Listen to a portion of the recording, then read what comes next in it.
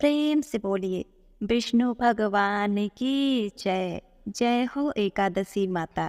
उत्पन्ना एकादशी की आप सभी भक्तों को हार्दिक शुभकामनाएं। प्रिय भक्तों, आज मार्गशीर्ष माह की उत्पन्ना एकादशी व्रत के महात्म का आप सब रसपान करने वाले हैं। आज हम जानेंगे एकादशी तिथि की महिमा, महात्म तथा प्राकट्य को। शास्त्रों में कहा गया है कि किसी भी व्रत भगवान की महिमा को जाने बिना की गई पूजा केवल एक यांत्रिक क्रिया है जिसका कोई आध्यात्मिक लाभ नहीं होता। इसलिए जिस भी देवी देवता की आप पूजा करते हैं तथा कथा पढ़ते हैं, श्रवण करते हैं, तो उनके विषय में जानने की कोशिश अवश्य करें, तभी आपको लाभ होगा।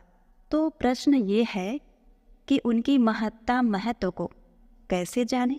एकादशी व्रत करने वाले, पूजा पाठ करने वाले भक्त सर्वप्रथम महात्म को श्रवण करें। महात्म के अनुसार एक बार नारद जी ने भगवान शिव शंकर से पूछा, महादेव, महाद्वादशी एकादशी का उत्तम व्रत कैसा होता है?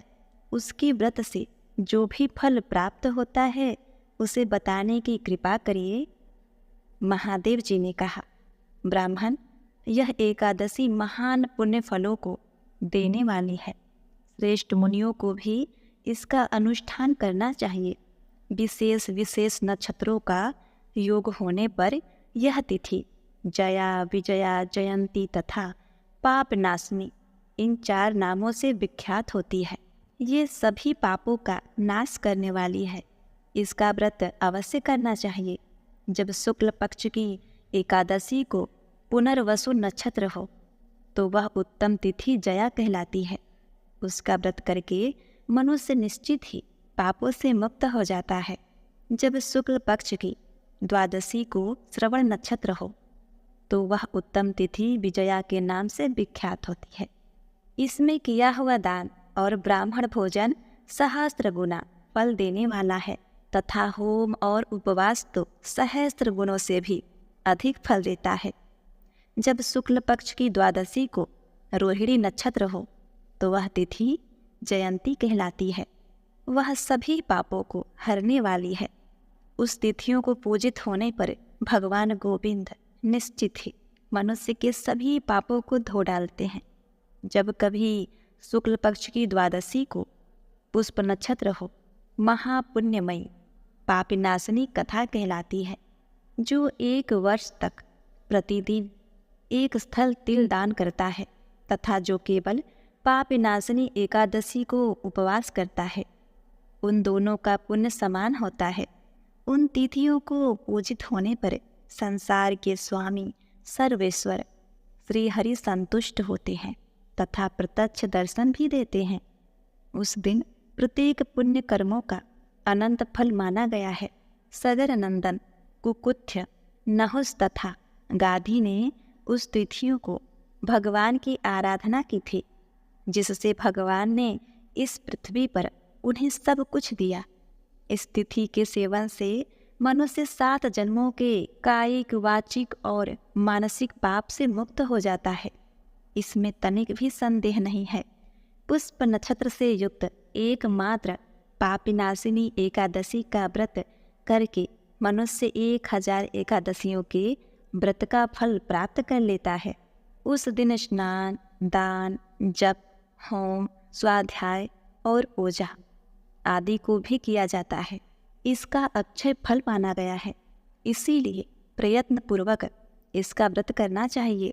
जिस समय धर्मात्मा राजा युधिष्ठिर पंच अश्वमेघ यज्ञ का स्नान कर चुके थे, उस समय उन्होंने भगवान श्री कृष्ण से इस प्रकार प्रश्न किया था। युधिष्ठिर बोले, प्रभु, द्वादशी तथा एकादशी व्रत का पुण्य फल क्या है? जनार्दन, यह सब मुझे बताइए। श्री कृष्ण ने कहा, कुंती नंदन, हेमंत ऋतु में जब परम कल्याण में मार्गशीर्ष माह आए, तब उसकी कृष्ण पक्ष की एकादशी तथा द्वादशी तिथि का दृढ़तापूर्वक एकादशी तथा द्वादशी तिथियों को उपवास करना चाहिए। उसकी विधि इस प्रकार है। दृढ़तापूर्वक उत्तम व्रत का पालन करने वाला शुद्ध चित्त पुरुष दशमी को सदा एक भक्त रहे। कुंती नंदन, दशमी की रात व्यतीत होने पर एकादशी को प्रातःकाल व्रत करने वाला पुरुष व्रत का नियम ग्रहण करे और सवेरे तथा मध्याह्न को पवित्रता के लिए स्नान करे। कुएं का स्नान निम्न श्रेणी का होता है। बावड़ी में स्नान करना मध्य, पोखरे में उत्तम तथा नदी में उससे भी उत्तम माना जाता है। जहाँ जल में खड़ा होने पर जल जंतुओं को पीड़ा होती हो, वहाँ स्नान करने पर पाप और पुण्य बराबर होता है। यदि जल को छान कर शुद्ध कर ले तो घर पर ही स्नान करना उत्तम माना जाता है।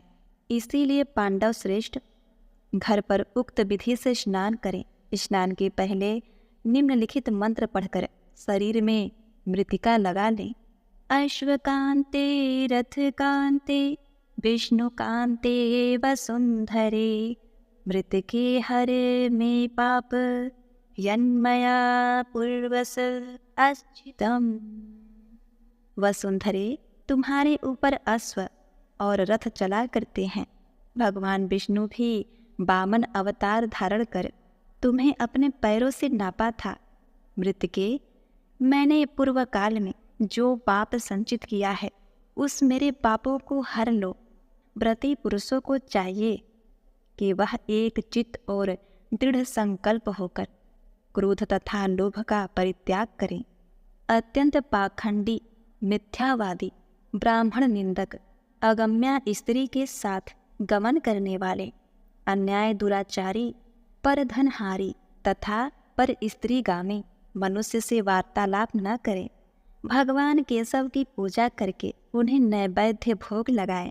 घर में भक्ति युक्त मन से दीपक जलाकर रखें। पार्थ, उस दिन निद्रा और मैथुन का परित्याग करें।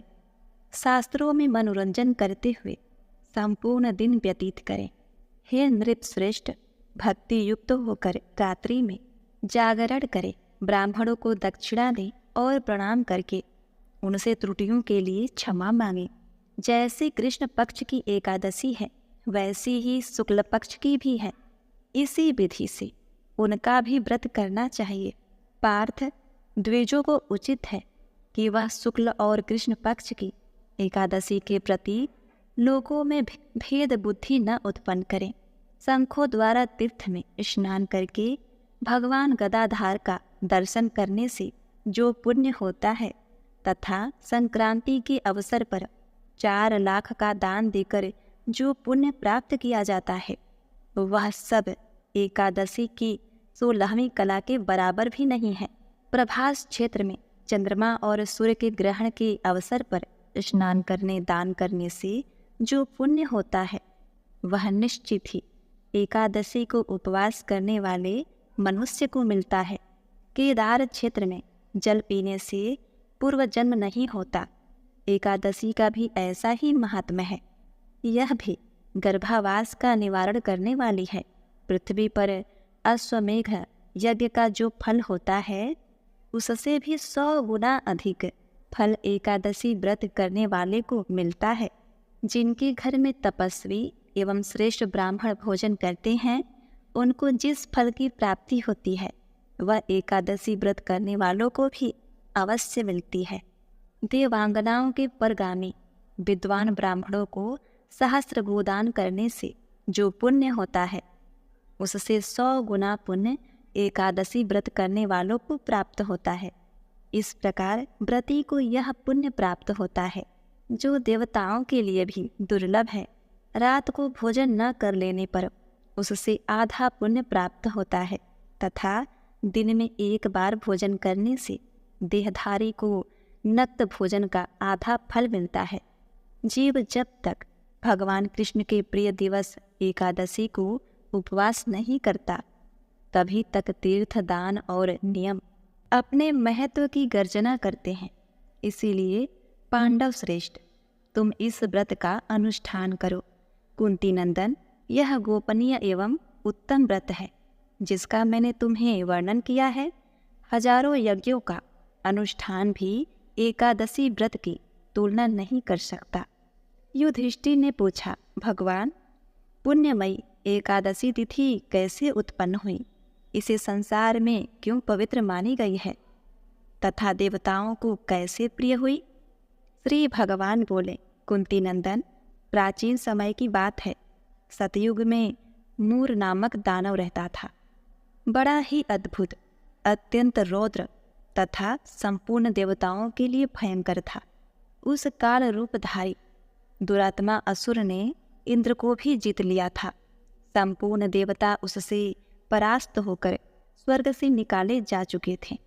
संकित तथा भयभीत होकर पृथ्वी पर विचरा करते थे। एक दिन सब देवता महादेव जी के पास गए। वहां उनसे इंद्र ने भगवान शिव के आगे जाकर सारा हाल सुनाया। तब इंद्र बोले, महेश्वर, ये देवता स्वर्गलोक से निकाले जा चुके हैं और पृथ्वी पर विचर रहे हैं।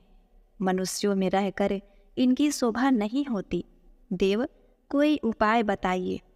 देवता किसका सहारा ले? महादेव जी ने कहा, देवराज, यहाँ सबको शरण देने वाले, सबकी रक्षा करने में तत्पर रहने वाले जगत के स्वामी भगवान गरुड़ ध्वज विराजमान हैं। वहाँ जाओ, वे तुम लोगों की रक्षा अवश्य करेंगे। भगवान श्री कृष्ण कहते हैं, युधिष्ठिर, महादेव जी की बात सुनकर परम बुद्धिमान देवराज इंद्र संपूर्ण देवताओं के साथ वहां गए। भगवान गदाधर क्षीर सागर के जल में सो रहे थे। उनका दर्शन करके इंद्र ने हाथ जोड़कर स्तुति आरंभ कर दी। इंद्र बोले, देवेश्वर, आपको नमस्कार है। देवता और दानव दोनों ही आपकी वंदना करते हैं। पुंडरीकाक्ष, आप दैत्यों के शत्रु हैं। मधुसूदन, हम लोगों की रक्षा कीजिए। जगन्नाथ, संपूर्ण देवता मूर नामक दानव से भयभीत होकर आपकी शरण में आए हैं। भक्तवत्सल, हमें बचाइए। देवेश्वर, हमें बचाइए। जनार्दन, हमारी रक्षा कीजिए, रक्षा कीजिए। दानवों का नाश करने वाले कमल नयन, हमारी रक्षा कीजिए। प्रभु, हम सब लोग आपके समीप आए हैं, आपके ही शरण में आए हैं। भगवान, शरण में आए हुए देवताओं की सहायता कीजिए। देव, आप ही पति, आप ही मति, आप ही कर्ता, आप ही कारण हैं। आप ही सब लोगों के माता और आप ही सब जगत के पिता हैं। भगवान, हे देवेश्वर, शरणागत वत्सल देवता भयभीत होकर आपकी शरण में आए हैं। प्रभु, अत्यंत उग्र स्वभाव वाले महाबली मूर नामक दैत्य ने संपूर्ण देवताओं को जीतकर उन्हें स्वर्ग से निकाल दिया है। इंद्र की बात सुनकर भगवान विष्णु बोले, देवराज, यह दानव कौन है? उसका रूप और बल कैसा है तथा उस दुष्ट के रहने का स्थान कहाँ है?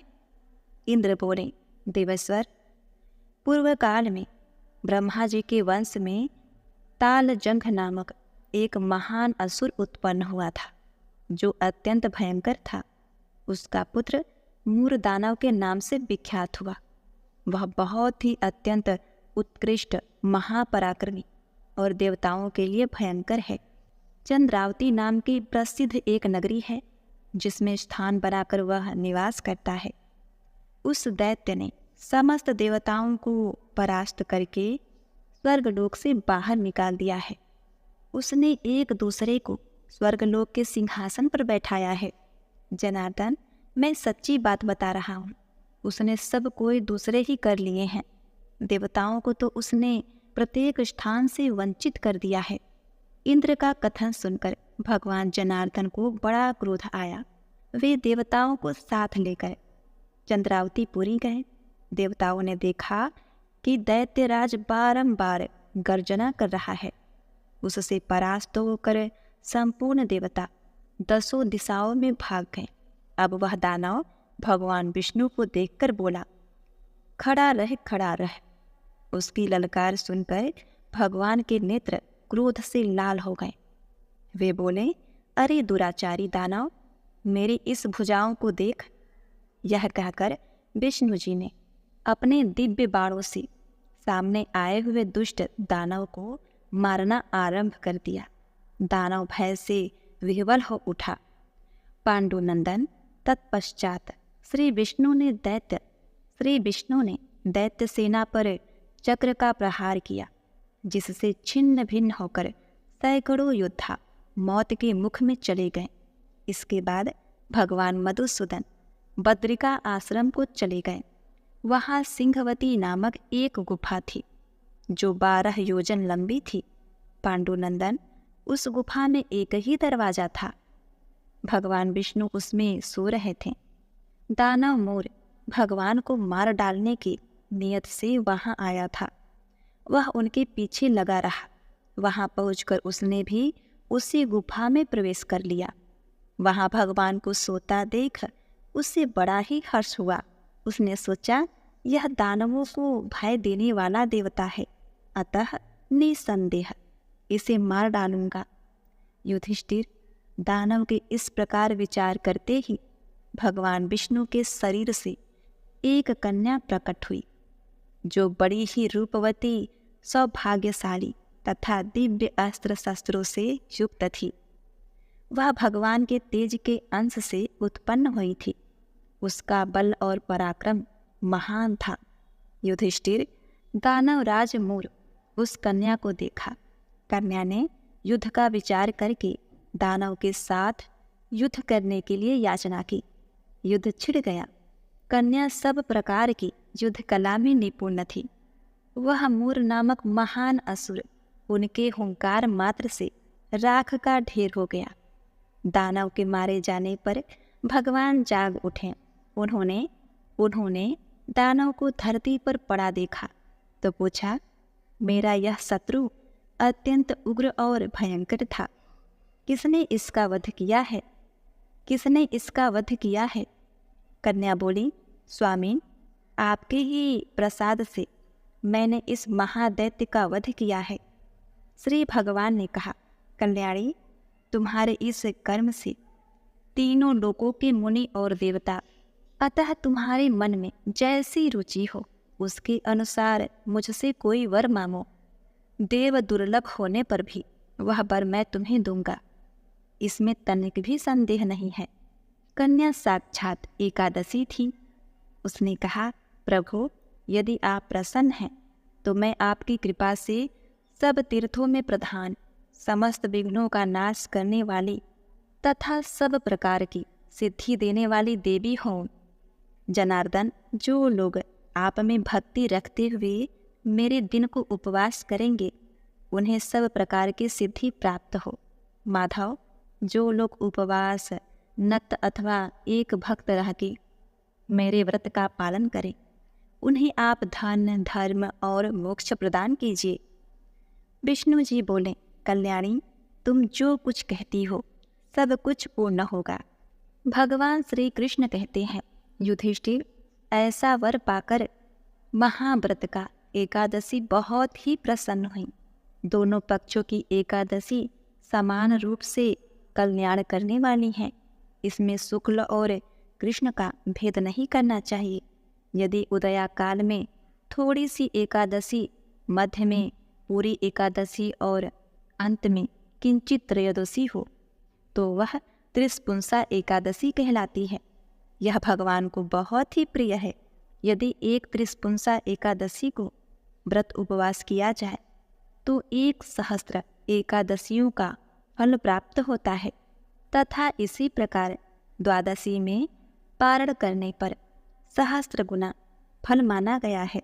अष्टमी एकादशी, षष्ठी, तृतीया और चतुर्थी ये यदि पुण्यतिथि से विद्ध हों तो इसमें व्रत नहीं करना चाहिए। परिवर्तनी तिथि से युक्त होने पर ही इसमें उपवास का विधान है। पहले दिन में और रात में भी एकादशी हो तथा दूसरे दिन केवल प्रातःकाल एक दंड एकादशी रहे तो पहली तिथि का परित्याग करके दूसरे तिथि की द्वादशी युक्त एकादशी की उपवास करनी चाहिए। यह विधि मैंने दोनों पक्ष की एकादशी के लिए बताई है। जो मनुष्य एकादशी को उपवास करता है वह वैकुंठ में, जहाँ साक्षात भगवान गरुड़ ध्वज विराजमान है, वहाँ जाता है। जो मानव हर समय एकादशी के महालय का पाठ करता है उसे सहस्त्र गौदान के पुण्य का फल प्राप्त होता है। जो दिन या रात में भक्ति पूर्वक इस महालय का श्रवण करते हैं वे निसंदेह ब्रह्म हत्या आदि पापों से मुक्त हो जाते हैं। एकादशी के समान पाप नाशक व्रत दूसरा कोई नहीं है। एक बार प्रेम से बोलिए जय श्री हरि। ओम नमो भगवते वासुदेवाय नमः।